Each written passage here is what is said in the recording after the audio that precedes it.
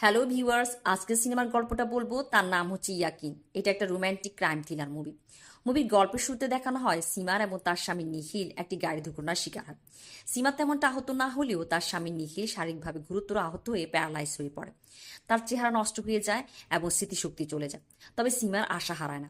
সে সেরা সার্জন থেকে নিয়ে আসে নিখিলের চিকিৎসার জন্য। আর বেশ কয়েকটা অস্ত্রোপচার এবং ফিজিওথেরাপির মাধ্যমে নিখিল সুস্থ হয়ে ওঠে। নিখিলের তার অতীত জীবনে কিছুই মনে নেই, তাই সে সীমারকেও চিনতে পারে না আর তাকে বিশ্বাসও করতে চায় না। কিন্তু সীমার তার ভালোবাসা এবং যত্ন দিয়ে নিখিলের ভরসা জিতে এবং নিখিলকে হাসপাতাল থেকে বাইরে নিয়ে আসে। তবে নিখিল অনেক অস্থির হয়ে পড়ে, কেননা তার অতীত জীবন আর নিজের সম্বন্ধে তার কিছুই মনে নেই। সীমার তাকে শান্ত হতে বলে, তার পাশে থাকে। কিছুদিনের মধ্যে নিখিল স্বাভাবিক হয়ে ওঠে এবং অফিস জয়েন করে। অফিসে একদিন নিখিল যখন কিছু ফাইল দেখছিল, তার মধ্যে সে একটা কনফিডেন্সিয়াল ফাইল পায়, যাতে সে সীমারকে তালাক দিতে চায়। সেটা তালাকনামা আর একটা উইল পায়, যেখানে সে সীমারকে তার সম্পত্তি থেকে বেদখল করেছে। নিখিল কিছুই বুঝে উঠতে পারে না সীমা তার জন্য এত কিছু করে তাকে সুস্থ করে তুলেছে, তবে সে কেন এই সিদ্ধান্তগুলো নিয়েছিল তাদের দুর্ঘটনা আগে। সে তার বিজনেস পার্টনার এবং বন্ধু প্রেমের সাথে গিয়ে এই নিয়ে কথা বলে। প্রেম বলে নিখিল হঠাৎ করে এই ডিসিশনগুলো নিয়েছিল, তাকে এ নিয়ে কিছুই বলেন। রাতে এসে নিখিল সীমারকে এই কথা জিজ্ঞেস করে যে দুর্ঘটনার আগে তাদের দুজনের মধ্যে কি সম্পর্ক কি ভালো ছিল না। সীমার তাকে বলে তেমন কিছুই না, স্বামী স্ত্রীর মধ্যে যা হয় নিখিল তাকে সময় দিতে পারতো না, তাই সীমা তাকে মন খারাপ করতো। এই নিয়ে মনামানিলে চলছিল। নিখিলের মধ্যে সন্দেহ রয়ে যায়। রাতে তারা প্রেমের ছোট বোন তানিয়া, যে কিনা নিখিলের ভালো বন্ধু, তার আমন্ত্রণে তাদের বাসায় খেতে আসে।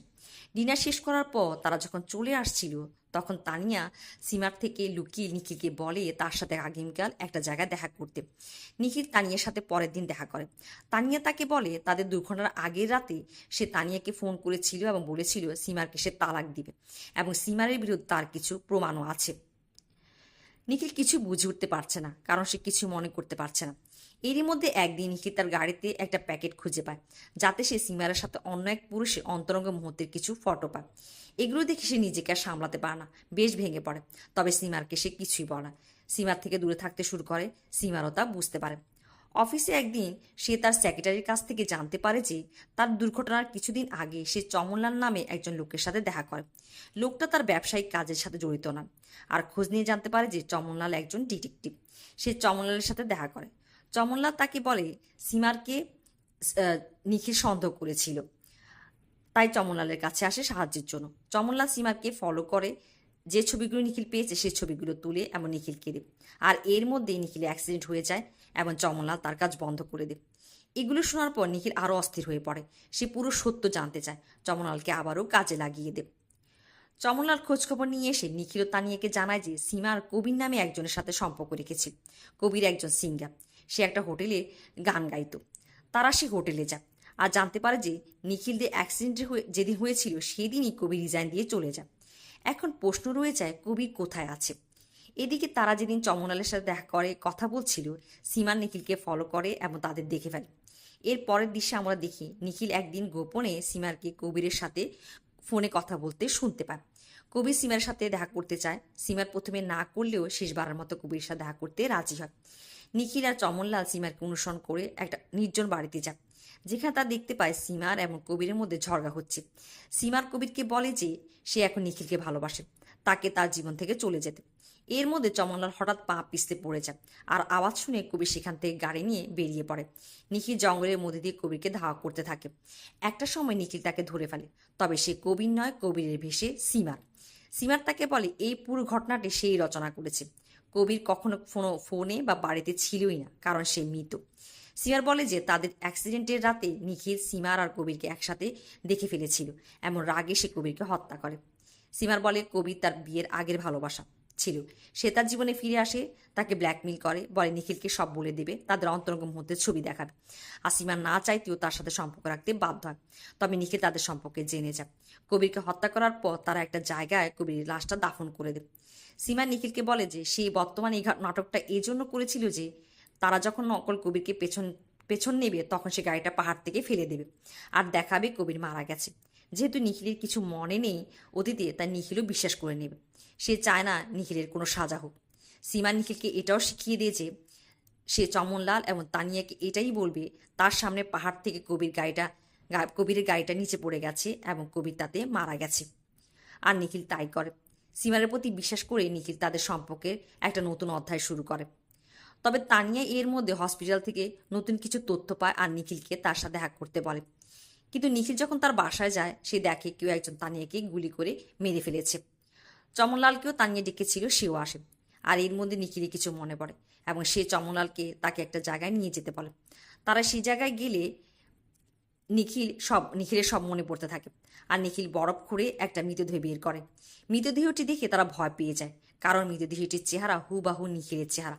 একটা মুহূর্তের জন্য তারা স্তব্ধ হয়ে পড়ে। নিখিলের বুঝতে বাকি থাকে না যে সে আসলে কবির এবং সীমার সাথে তারই সম্পর্ক ছিল। আর তার সব মনে পড়ে যায়। এক রাতে কবির যে হোটেলে গান গাইতো, সীমার আর নিখিল সেখানে আসে। দেখে বোঝা যাচ্ছিল তাদের মধ্যে সম্পর্ক তেমনটা ভালো নয়। রাতে বাসায় ফেরার সময় নিখিলের সাথে সীমারের কথা কাটাকাটি হয় আর নিখিল তাকে গাড়ি থেকে রাস্তায় নামিয়ে দেয় বৃষ্টির মধ্যে। কবির এসে সীমারকে পায়, তাকে বাসায় নিয়ে আসে। সীমার তাকে বলে নিখিল কখনোই তার ফিলিংসের মূল্যায়ন করে না। সে শুধু একজন কোটিপতি ব্যবসায়ী নিখিল স্ত্রী হয়ে রয়ে গেছে। আর এভাবেই কবির আর সীমারের পরিচয় ও দেখা সাক্ষাৎ শুরু হয়। দুজন দুজনে প্রেমে পড়ে যায়। আর এভাবেই চলতে থাকে নিখিলের কাছ থেকে লুকিয়ে। ওদিকে নিখিল বুঝতে পারে যে সীমা তাকে ইগনোর করতে শুরু করেছে আর সে এখন সীমারের মন পেতে চায়। সীমারের জন্য বার্থডে পার্টির আয়োজন করে কবিরদের হোটেলে। আর যখন নিখিল ম্যানেজারের সাথে কিছু কথা বলছিল, কবির শুনতে পায়। আর তার মনে হয় নিখিল নিজেকে পরিবর্তন করতে চায়।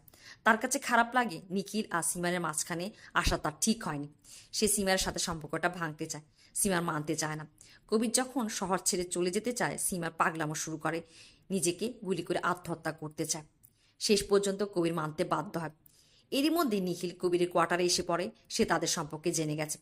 আর নিখিল কবিরের সাথে ঝগড়া শুরু করে, কবিরকে জানে মেরে ফেলতে চায়। তখনই সীমা তার হাতে থাকা পিস্তল দিয়ে নিখিলকে গুলি করে দেয়। নিখিল মারা যায়। তারা শহরের এক পাশে জঙ্গলে নিয়ে গিয়ে নিখিলের মৃতদেহটি বরফে পুঁতে দেয়। কিন্তু ফেরার পথে কবির সীমারকে দোষারোপ করে আর নিজের ভুলের প্রায়শ্চিত্ত সে করতে চায়। সীমারকে বলে তাদের পুলিশের কাছে যাওয়া উচিত। সীমার কবিরকে বোঝাতে থাকে তারা নতুন করে তাদের জীবনটা শুরু করবে। কিন্তু এর মধ্যে কবিরের গাড়ি নিয়ন্ত্রণ হারিয়ে ফেলে। তাদের গাড়ি পাহাড় থেকে নিচে পড়ে যায়। মারাত্মক দুর্ঘটনা ঘটে যা সবকিছু বদলে দেয়। কবির বর্তমানে ফিরে আসে। সে বলছে যে সীমা তার সাথে ধোঁকা করেছে নিজের স্বার্থের জন্য। তার নিজের পরিচয়টা পর্যন্ত সীমা মুছে দিয়েছে। কবির এবং চমনলাল নিখিলের মৃতদেহ পুলিশের কাছে আনার সিদ্ধান্ত নেয়। কিন্তু সীমা সেখানে চলে আসে, চমনলালকে গুলি করে দেয়। আর বলে তাকে তানিয়াকেও মারতে হয়েছে, কারণ সে কবিরকে হারাতে চায় না। সে চায় কবির নিখিলের পরিচয় নিয়ে থাকুক, যাতে তারা একসাথে থাকতে পারে। কিন্তু কবির তা মানতে চায় না। নিখিলের মৃতদেহটি নিয়ে হাঁটতে শুরু করে। সীমার তাকে পেছন থেকে ডাকতে থাকে আর একটা সময় কবিরকে গুলি করে দেয়। কবির মাটিতে লুটিয়ে পড়ে। সীমা তার কাছে আসতে কবির চালাকি করে সীমারকে ধরে ফেলে, তাকে পিস্তল দেখিয়ে গাড়িতে বসতে বলে। নিখিলের লাশটা গাড়িতে উঠায়, তারা পুলিশ স্টেশন যাবে। সীমার গাড়ি চালাতে থাকে আর বলে যে তারা একসাথে থাকতে পারবে না তো কি হয়েছে, একসাথে মরতে তো পারবে। এই বলে গাড়িটি প্রচণ্ড গতিতে চালিয়ে গাড়িটা নিয়ে পাহাড় থেকে নিচে পড়ে যায়। কবির ছিটকে বেরিয়ে পড়ে, বেঁচে যায়। সীমা সেখানেই মারা যায়। একটা মুহূর্তের জন্য তার খারাপ লেগে ওঠে, কিন্তু সে পাপের প্রায়শ্চিত্ত করতে চায় আর নিখিলের মৃতদেহটি কাঁধে নিয়ে হাঁটতে শুরু করে। গল্পের শেষ দৃশ্যে দেখা যায় কবি নিখিলের মৃতদেহটি নিয়ে থানায় পৌঁছেছে। মৃতদেহটি টেবিলের উপর রেখে পুলিশ ইন্সপেক্টরকে সমস্ত কিছু বলতে শুরু করে। আর এখানেই গল্পটা শেষ হয়।